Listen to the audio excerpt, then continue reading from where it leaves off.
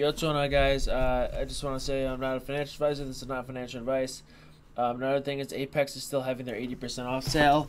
Okay, so if you want to use an account that's not demo, like that actually means something, use those. Trust me, they're good practice. Just click the link in the description. Use code SAVE80.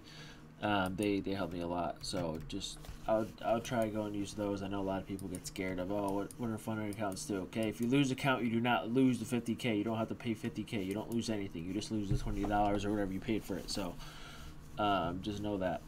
Alright, so in today's video, I'm going to be rating setups, okay? And I always do this in my stream. If you guys watch my recordings for my live streams, I always rate setups. And I rate them usually like A+, like B, sometimes B+, and like C, okay? And then I rate setups I don't take, okay? I'm going to start with like the A+ setups, okay? The A++ setups to me are the ones where, okay, let's say I think we're going to hit this low, which I still actually think we do, to be honest. So let's say I think we hit this low, okay? If, right here, if I were to think we were going to hit the low, okay, this would be like a B setup, okay? Why is this a B setup? It's because even though I think we're going to reject this go down, okay, is this something I'd probably take any day? Probably not. Maybe I'd go light in it, but this to me would be a B setup because yes, we have the market structure shift or the break structure. Yes, we have the fair value gap. It's in premium, so it's like not a terrible setup, right? It's not a terrible setup, but you have to really think about, okay, we're really low. We're also at an hourly order block. We haven't even gotten past mean threshold yet, so you have to realize like it's still semi-risky shorting down here, even though like I think sell side's down here. Would I expect this to work? Yes. Would I not take this some days? No, I probably wouldn't because we're just far down. Okay, would I be fine with not taking it even if it works? Yeah, so I would give this a B setup because yes, you got everything structure-wise going for you, but it's also, we also hit internal sell side already, okay? Internal sell side being like this and then obviously this. Okay, so like it's obviously just something that it's almost chasing, but it's not, okay? And this is just a little risky to take, so I would give this like a B, maybe a B minus because we're just really low. But those are the kind of B minus, B setups I rate. Okay, something else. Let's see. Right here, so I actually this would be a good one up here, okay? If you go to the 15 minute.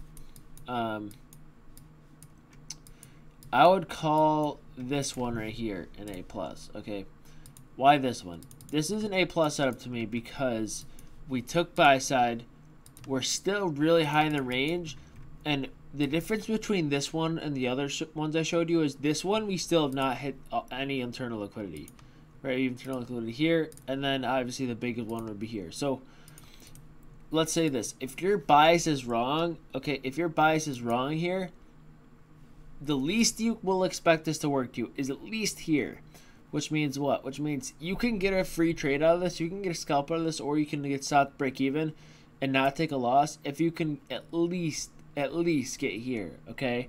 And this is why I call this an A+, because sometimes what happens is if we come here and let's say, and then go back to the fair value gap, okay, this is more of a B setup now because we hit internal liquidity versus in this situation, we never did. So even if I'm wrong about us sitting down here and even way down here, right, the least this should work to is at least still here, which makes me what? Which allows me to at least move my south break even, or at least allows me to take at least half or 20% off for a scalp. So again, this would be a B setup if we have not hit internal liquidity, okay, and it would be it'd be an A+ setup if we. No, it would be a B setup if we did take internal liquidity and an A+ setup if we did not. Okay, so again, it's just the fact that the least you will expect price to go to is at least hit internal liquidity if you're wrong about being bearish. So the A+ setups are the ones I rate before hitting internal liquidity. Okay, so let's go over a few more. So like, for example, like right here, this would probably instead of a B setup, this would probably be like a B+ A- setup because yes, we hit this internal liquidity. Sorry, that was my alarm. Okay, so yes, we hit this internal liquidity. Okay, but we got to realize we're still really, really high in the range, and at the same time, this is a bunch of low resistance liquidity. It's like a trend line breakout, okay? But we know it as low resistance liquidity. Okay, so this one I'd actually consider like a B plus, A minus, because we still have more liquidity left to take. We're still in premium, okay? And then really this is like a B setup, okay? This is a B setup because, okay, now we've hit even this internal liquidity, okay? So we've hit like a major sell set at this point. Yes, I think we're going to keep going lower, but this is definitely like a B setup, maybe B minus, because this is just a little low now. I guess I'd give this a B setup. This is just too low to short, you know. We already hit the Sunday night low right here, and we're getting back in the discount. So definitely more of a B setup here. So yeah, okay. Something like this. Okay, this fair value gap right here. This is like an A minus setup to me. Okay, so basically this plays. Okay, you draw a discount to premium. Okay, you long where discount is, and yeah, you long where discount is. Okay, and your target's buy side, and this is like an A minus because we're kind of way up in a premium, right? If you draw the range from like right here to here, we're kind of way up in the premium. But it's pretty obvious that, okay, we already hit discount. Do we need to come down and hit discount again? No, we do not. So due to this fact that we already hit discount, we don't have to hit it again, means that you know that the market should not replace the discount. And you know that the market should come up and hit this and not go to discount. So, like, this is just an obvious, okay, you see a market structure shift. Even though we're kind of high at this point on the bigger time frame, you still know where liquidity is. So just because of how high we are, this is like an A minus setup, because, you know, we got the fair value gap, we got the displacement. Out of here, as you guys know, I look for the confirmation setup. I do not long this wick down here, so this is where I wait for the confirmation setup. But anyways, this is more of an A minus setup because yes, I'm expecting this work. Yes, I look for a confirmation setup out of this. Although I'm not going to slap this wick down here. This is when I go to the smaller time frame, and I'll look for kind of like a second long setup. In this case, it would be right here. So yeah. Okay, let's go over a few more. Something like this. This would be like an A plus setup, I would say. This would be like an A plus setup right here. We never hit this. And then the third and just the higher we go, these would probably all be B setups. Okay, and here's why. Because if I go the 1 hour, okay, where was this? It was right here, right? If I go in the 1 hour, I see that we never retraced the 1 hour fair value gap, okay? But I think we did have the SMT, so there was an SMT here, which makes this, again, I'll rate a setup higher. Okay, I'm rating a setup higher for even SMT, but we do not retrace the discount. So if we have an SMT but did not retrace the discount, okay, that kind of offsets it, and I rate a little higher. Okay, so like right here, we go over it at the 4 hour. Okay, I knew this. We were in giant, like all this is like a giant liquidity void. Like not a liquidity void, but all this is, there's no liquidity to be taken until up here. Okay, so knowing this, right, what do I say about fair value gaps on the sell side of the curve? I say don't worry about them. They should get squeezed through. So there's just a lot of fair value gaps here, right? There's no liquidity here to be taken until up here. So knowing that, right, the first thing I notice in this 5-minute setup I just pointed out, okay, is we are consolidating all night, and then finally, right, this is kind of like, okay, we consolidate all night, Asia range consolidates, London kind of, I wouldn't call London consolidating, but it looks like London kind of consolidates a little bit compared to the higher time frame.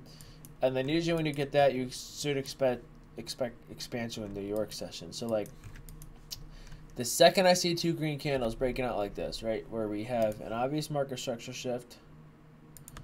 Okay, here's a market structure shift. Right, fair vacuum discount. Okay, the second I see that, the first couple, maybe 3 fair value gaps are A+ setups. Like, I could even rate this an A+, but I'd probably lower it a little bit just because, yeah, if you miss this and miss this, this is kind of a little riskier. Anyways, so I would call these, like, good setups. This one would be good setup because, okay, we have the market structure shift. We have the SMT. Even though we didn't hit the zone, we still have the SMT. So this would be the market structure shift. This would be your A+ setup long. And then this would be another A+ setup long. And I actually believe I alerted this in my Discord. Okay, so even though we didn't hit this, this is still an A+ setup long because it's supported by an order block. We have a lot of momentum to the upside. We're in between. We're in an area where there's no liquidity to be taken over here, so I'm not expecting any sharp reversals yet because we're in a bunch of fair value gaps to the left, right? And fair value gaps on the left side of the curve should get squeezed through. Okay. And again, just this momentum, it's supported by an order block. This, even though this isn't a discount, right? I'm still expecting this fair value gap to work because it's just we kind of broke out of this range. I'm still expecting higher. Usually, you get more momentum if we're cutting through like a bunch of fair value gaps to the left rather than, okay, there's a bunch of highs to the left. If there's a bunch of highs to the left, what happens is we'll hit the high and then kind of retrace more than I want, and then we go up. Okay, so this one I'd probably consider A-, B+ because, yes, it's still a decent setup, but it's kind of chasing at that point. This one I definitely consider, like, I'd probably consider this a C setup, I'm not going to lie, because this is the 4th fair value gap. You should have already been in here. I definitely would not take this, but I'd probably still give it a C. And you can just see what happens here, right? We kind of disrespect it a little bit. Okay, right here, this one I'd rate like a... I'd rate that like a... probably B- because, yes, we have equal highs above, so it's not great, but we also understand that, yes, we did go very high, and we would expect some pullback, at least a discount, which we didn't get. We had close to, but this is like a B+, or this is like a B- because it's lined up with this double fair value gap over here, this BPR. So, again, these are pretty strong PD rays, and just because of knowing how high we are, it's something that I wouldn't be surprised it works. Okay, this one right here would be A+.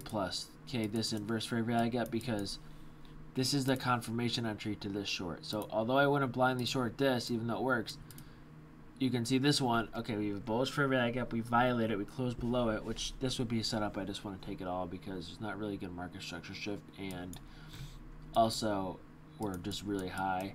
Okay, I wouldn't even have taken this one either. Okay. I wouldn't have taken this one either, and even this one works, right? Same thing on this one. This one doesn't work, this one works, I wouldn't have taken either. But this one, you can see we close under this retracement to this inverse fair value gap. This is like an A+ setup because we're really high. Okay, we know we're really high, and we kind of have a little smooth equal lows down here. So, not perfect, but they're smooth. And yeah, that's just an A+ setup for me because we were waiting a premium at this point. Inverse fair value gap, we rejected this fair value gap, which is our confirmation entry, and then we got smooth equal lows below. So yeah, that's kind of me rating for some setups for you guys. There's a lot more I could obviously rate. I'm gonna chill for now, but I'm gonna keep doing these in my live streams. If you guys join them, I'll keep rating setups. But yeah, see you guys later, and peace out.